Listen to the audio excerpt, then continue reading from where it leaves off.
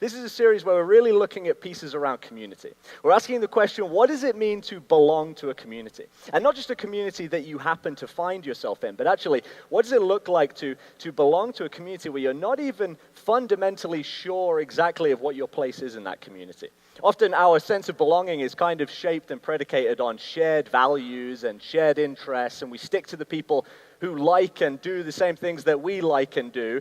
And actually, Christian community is fundamentally different from that. Christian community is rooted only around one thing, which is a common pursuit of Jesus Christ. And so we're excited to kind of talk about that over the next few weeks here at 1830. So before we jump in tonight, we want this to be a conversational community. This is what I said last week. We want our learning and our growing to actually be done in dialogue, not just one-dimensionally, not just downloading and disseminating information from some guy at the front, but actually to really engaging in a transformative way with one another. So before we jump in tonight, this question is going to prime a little bit of our conversation this evening. What things uniquely define your closest relationships?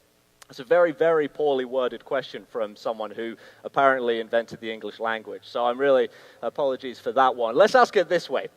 Think about your closest relationships, the people in your life that you would call your most intimate friends or family or even spouses or girlfriends, boyfriends, and ask yourself this: why them? What is it about that person that made our relationship kind of gravitate towards one another and actually go from being on the periphery and the margin of relationship to deeply intimate relationships? So take a few minutes to ask that question. That's going to prime our conversation tonight. So take 5 minutes around your tables to ask that.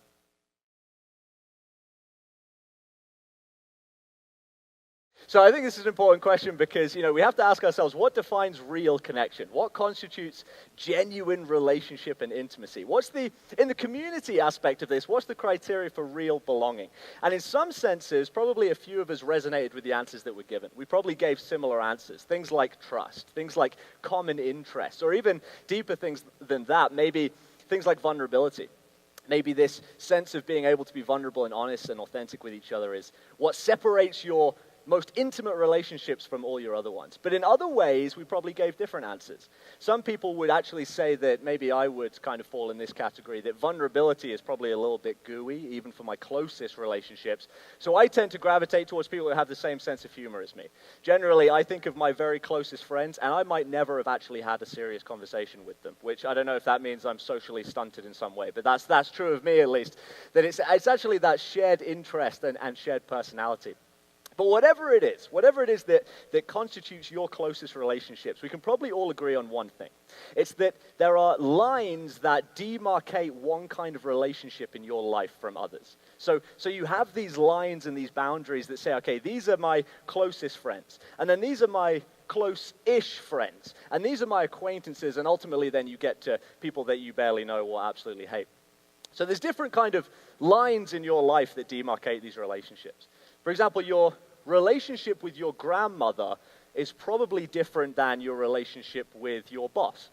Or I hope that it is. None of you reacted to that, so that might actually be the case. I don't know, that kind of creeps me out, but whatever. Your relationship, by way of another example, with your spouse or girlfriend, boyfriend is probably different than your relationship with your friends, even your closest friends. And again, if it isn't, then we should have a pastoral conversation afterwards because something's going wrong there. And again, your relationship with your friends, however close, is probably different than your relationship with your co-workers. Not all relationships are intimate and transformative and formative relationships. And that reality is fundamental to how we interact, isn't it?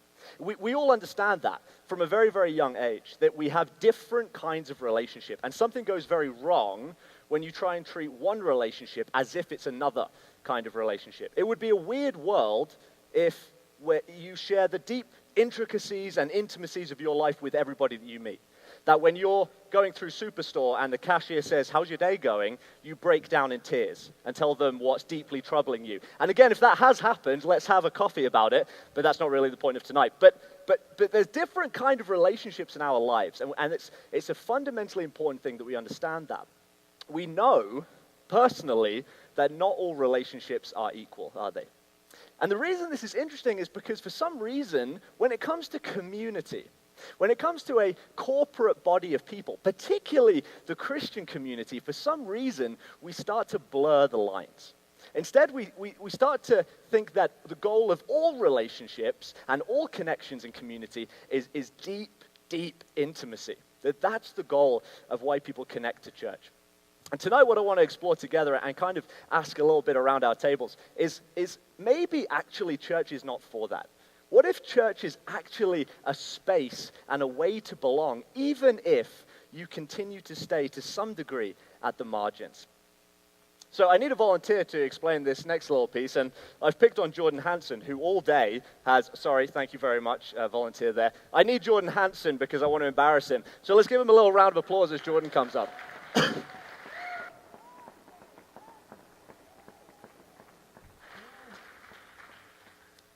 So social psychologists have developed this idea that they call the four spaces theory. And it basically is a way of depicting how we connect with people in the world. Now, Jordan, if you just stand there, this is going to be great. It's going to go down in history. So Jordan is a dear friend of mine, which is why I'm picking on him, but he also thought I was joking about getting him on stage. So I then decided I'm definitely going to get him on stage then, if he doesn't think I'm being serious. So as I said, social psychologists developed this idea of four spaces. Now, this is all stuff that you know. You probably just don't know that you know it. So the first space that we inhabit in one another's lives is called public space. And it's something like this. There's an actual geography to how this works. Public space is the way that you interact with someone that you have only just met, which means that you shake their hand from a little bit of a distance, but you maintain a healthy distance from one another, because otherwise it's kind of awkward and uncomfortable. And you probably have an endless supply of people who can dwell in public space in your life. The difference is when they start to move a little bit closer. And they move kind of to this space, which they call social space. So in your life, depending on whether you're an introvert or an extrovert, you probably have space for about 20 to 50 people who can dwell in social space. 1830 with the way that we interact with one another. We know a few people's names in the room, not everyone. This is social space. The people that you share this room with are your social space cohorts, for lack of a better term. And the closer the space gets to Jordan, the subject, the fewer people occupy that space. So you have an endless supply of people who can stand in public space, but then you only let a few into social space, okay? Now, then, of course, there's personal space, and this is probably the one that you've actually heard of. And that's when we sort of get like this. Now, the number of people who you allow into that space is even smaller than it was in social space. Again, depending on whether you're an extrovert or an introvert, you probably have about 5 to 12 people that you let into personal space. Now, have you ever heard the phrase, an invasion of personal space? That's what happens when someone who you think belongs in public space treats you like they think they belong in your personal space. And there's a reason that that's a deeply disorienting thing for people, because it's a very offensive thing when one person thinks a relationship is like this and the other person thinks a relationship is like this. And we've probably all had experience of those kind of people. Now, by the way, social media has messed up the dynamic between public space and personal space. Because where once there were things you would only share with people who you let into personal space, now you broadcast it into your public space. So once upon a time, only the people that you thought were very personal and close and intimate friends could see you in a bathing suit. Whereas now you post a picture of yourself on Instagram, which means that everyone in your public space is allowed into something that's actually designed for personal space. Now, the last one of these is intimate space, which I can't demonstrate with Jordan without tickling myself. So let's just leave that one, and also maybe making Victoria jealous. So Jordan, thanks so much for your time. Let's give him another round of applause. Especially because he actually thought I was going to kiss him then, so that's okay. So here's why this is important. It's important because, as I said, there's a problem that happens and arises when two people have different understandings of and perceptions of their relationship. One person thinks that this is a public or social relationship, that they're kind of acquaintances, but they're not overly close. And the other person thinks that it's a deeply personal and intimate relationship. And the uncomfortableness of that is when you ask someone how their day is, and you think this is a public relationship. Someone comes into church, and you've seen them around, and maybe you even know their name, and you say, "How was your week?" And they break down, and they tell you the deep intimacies of their life. That's a very uncomfortable thing. Why? Because you have different understandings and perceptions of your relationship. And the reason this is a problem is because nothing destroys relationship like trying to fast track your way from public space through to intimate space. Joseph Myers, who did a lot of work on the four spaces in the context of the Christian community, said this: since we're all searching for significant connection, we fool ourselves into a pattern of trying to make all of our relationships close, sometimes in inappropriate ways. Do you resonate with this? Or maybe you think of other people and other people come to mind when you hear this. People who want all their relationships to be really close and intimate ones. And this is why an invasion of personal space is a very uncomfortable thing, because it's what happens when someone occupies a space that you didn't give them permission to occupy. Myers points out that there's a significant connection that happens when two people come together. The problem is when that connection becomes the goal of all of our relationships. So we either fast track people through to intimacy and say, if we're going to be friends, we have to share everything about our lives with each other, or we say, this isn't someone who I can be intimate with, so we leave them behind. And nowhere is this truer than it is for Christians.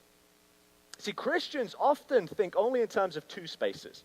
Now, maybe you resonate with what I'm talking about. If you've been in church your whole life or you're brand new, this idea that Christians often only think in terms of public space and intimate space.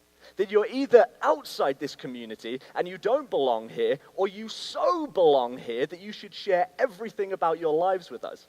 And often we think that relationship is more valuable the closer we get to the center. So a public or a social relationship actually isn't really the point. It's just a stopgap until people get a bit closer and they let us into their lives, and they say, actually, this is now a place that I belong in an intimate way. And intimacy becomes the mecca of relationship. It becomes the goal for connecting everybody in church. That actually we start to think there shouldn't be anybody at the margins. Everybody should be moving from the margins into the center. And actually, that's a deeply dangerous and at times damaging thing.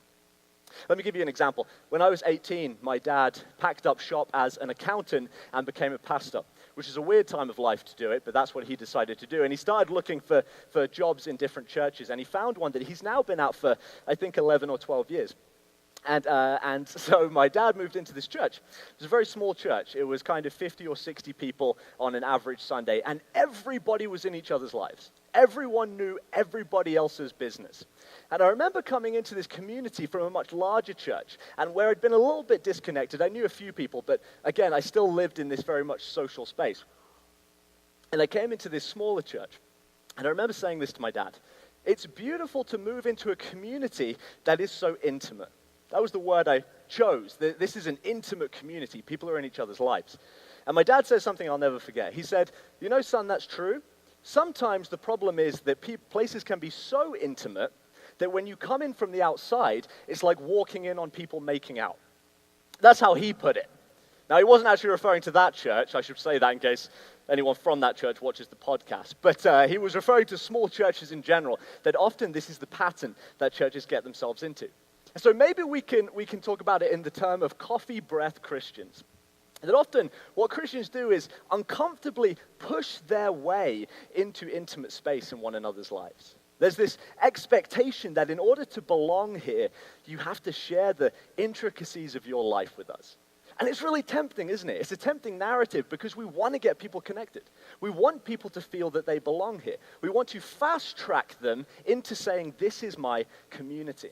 The problem is this: intimacy has incredible value, but when it's the only space that we have in which people can belong, when it's the only category we have for real community, when we say, if you want to connect here, that is where you have to go.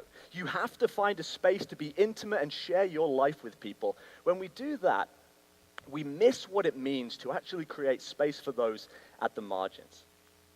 Let me ask you the question this way. Is it our job as Christians to move people from the margins of community into the center of community? Or is it our job to leave the center in order to meet them at the margins? Over the last year at Westside, we've talked a lot about what it means to be in or out of community and of faith. That maybe it actually isn't about, are you a Christian or not a Christian? Maybe it's not about, are you in or out? Maybe it's about, are you near to Christ or are you far from Christ? Maybe it's not about where you're located in the journey or in community itself. Maybe it's about whether or not you're moving into a space of belonging or moving out of a space of belonging. So we have to start to recognize that community and faith itself is something that can't be fast-tracked. That actually it's a journey, and it's a journey that begins for most at the margins. Now, the reason this is important is because this is how Jesus did community. I always want at 1830 for us to ultimately move towards asking, what does Jesus have to say about this? Not just abstract ideas of God or abstract ideas of spirituality, but fundamentally, what does Jesus have to say about this? And there's a story that you probably know, whether you've been in Christian community your whole life or you're here for the first time, the story of a guy called Lazarus. If you don't know the story, then basically it goes like this. Jesus has a very dear friend called Lazarus, and his two sisters, Mary and Martha, also dear, intimate, personal friends of Jesus. And Lazarus gets sick and dies. They ask Jesus to come and heal him just as he's on his last legs, and he says, actually, I'm going to hang out over here for a couple of days. I'll be there in a week or so. Lazarus passes away, and 3 days later, Jesus arrives onto the scene. And this story is really important because it gives us a picture of the way that Jesus meets us at the margin of our faith. Let's read it. In John 11, it says this. On his arrival, Jesus found that Lazarus had already been in the tomb for 4 days. Now, Bethany was less than 2 miles from Jerusalem, and many Jews had come to Martha and Mary to comfort them in the loss of their brother. When Martha heard that Jesus was coming, she went out to meet him, but Mary stayed at home. Lord, Martha said to Jesus, if you'd been here, my brother would not have died. But I know that even now, God will give you whatever you ask. Jesus said to her, your brother will rise again. Martha answered, I know it will rise again in the resurrection at the last day. Jesus said to her, I am the resurrection and the life. The one who believes in me will live even though they die. And whoever lives by believing in me will never die. Do you believe this? Yes, Lord, she replied. I believe that you're the Messiah, the Son of God, who's to come into the world. After she'd said this, she went back and called her sister Mary aside. The teacher is here, she said, and is asking for you. When Mary heard this, she got up quickly and went to him. Now, Jesus had not yet entered the village, but was still at the place where Martha had met him. When the Jews who had been with Mary in the house, comforting her, noticed how quickly she got up and went out, they followed her, supposing she was going to the tomb to mourn there. When Mary reached the place where Jesus was and saw him, she fell at his feet. And she said, Lord, if you'd been here, my brother would not have died. When Jesus saw her weeping and the Jews who had come along with her also weeping, he was deeply moved in spirit and troubled. Where have you laid him? He asked. Come and see, Lord, they replied. Jesus wept. Jesus wept. So we have these two characters in the story. We have Martha on the one side. She says, Lord, if you'd been here, my brother wouldn't have died.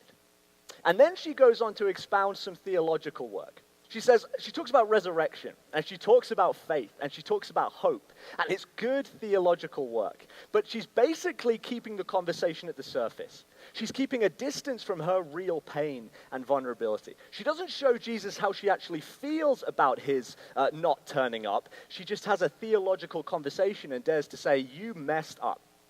And the interesting thing is that Jesus stays present to her in her distance, doesn't he? He reasons with her. He meets her in this space to which she gives him access. And then we have a different character, Mary. Now, Mary takes time to come to Jesus because she's still processing this hurt and this blame. Martha just jumps up and goes and has a conversation. She argues with him and debates. Mary stays behind because she's actually mad at him. But notice this. This is the key piece. Jesus doesn't invade her space. He doesn't push his way into Mary's pain and vulnerability. What does he do? He stays on the edge. He waits on the margins, and he waits to see if she will come to him. He stays at the margins of her pain. And then notice this, when Mary does come, she starts with the same argument as Martha. The exact same words, word for word. Lord, if you'd been here, my brother wouldn't have died. But then, unlike Martha, she trails off. Instead of giving token theology, instead of wrapping her pain in synthetic faith, instead there's just a deep vulnerability. There's just a deep pain that she can't even argue with Jesus. She's simply in pain and she blames him. And what does Jesus do? He reasons with Martha, but he weeps with Mary. He meets her on the margin of her pain.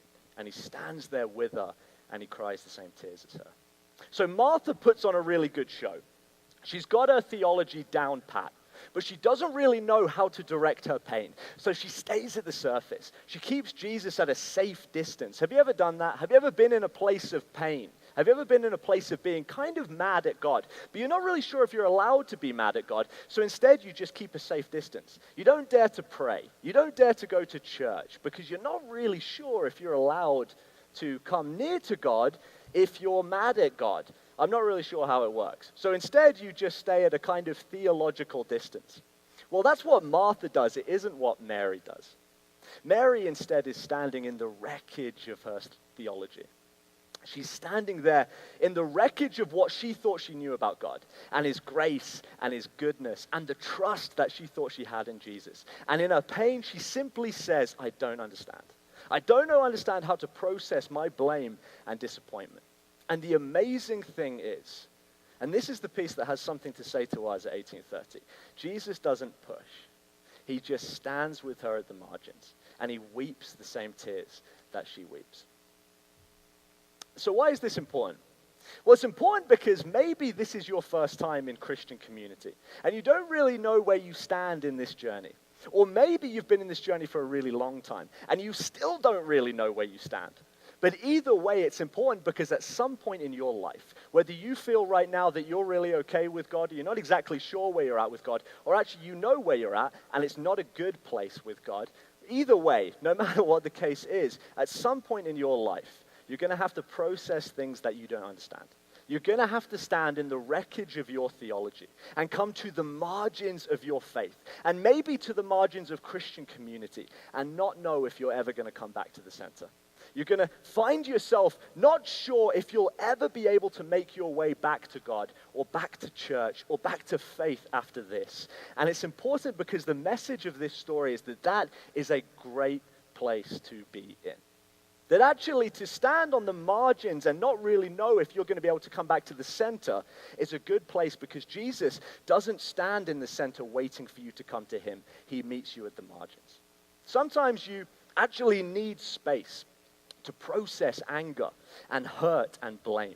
Sometimes you just need space to process doubt and questions and uncertainty and insecurity. Sometimes you need to find space at the margins. And this story is important because it reminds us God lets you do that. Now, as I close, I want to say that I think this is fundamentally important to us because the Christian community is called to follow God's lead. To do the same thing that Jesus does, to create space at the margins. Space for people to doubt. Space for people to question. Space for people to keep a healthy distance from faith and community and belonging, and instead to just explore. And maybe belonging isn't just something that happens at the center of community. Maybe belonging and sharing life and intimacy with others is something that actually happens at the margins.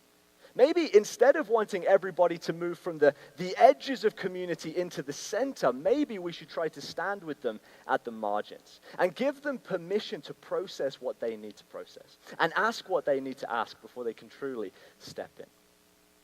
So as we close, let me finish with one of my favorite quotes from Dietrich Bonhoeffer, who says this: "The person who loves their dream of community destroys community, but the person who loves those around them creates community." See, loving community isn't actually what Christians are called to. They're called to love people.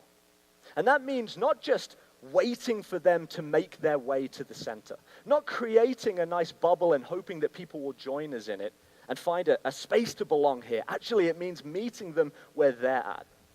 Let me ask you this: is church in the business of creating community, or is church in the business of loving people? Is the way that we love people a byproduct of our search for community? Is it an agenda for filling our pews? Or is community simply what happens because Christians are so intentionally and persistently seeking to love and serve people who are in need around them?